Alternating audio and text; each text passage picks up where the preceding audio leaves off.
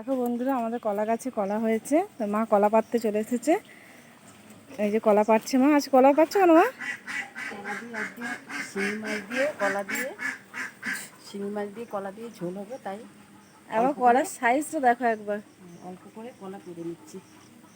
কোনটা দিয়ে কোন সাইড দিয়ে পারবো ঠিক করতে পারছি না। অল্প করেই নেব, গাছের করে অল্প অল্প পারবো আর অল্প অল্প রান্না হবে। আজকে এই কথাই হোক। আবার কলার সাইজগুলো দেখো। দেখো বন্ধুরা, পেঁপে গাছে কেমন পেঁপে হয়েছে একবার দেখো। পেঁপেগুলো খেতেও খুব সুন্দর, খুব স্বাদ। এই পেঁপেগুলো খেতে তরকারিতে দিলে পেঁপে একদম গলে যায়। দেখো বন্ধুরা, মা কলা নিয়ে চলে এসছে। এই কলা দিয়ে শিঙি মাছের ঝোল হবে। তো এই রান্নার রেসিপিটা তোমাদের সাথে শেয়ার করবো। দেখো গাছের পেঁপে, তোমাদের পেঁপে গাছটা দেখালাম আমি। এই দেখো পেঁপেটা দেখো, পেঁপের সাইজটা অবশ্যই দেখো তোমরা।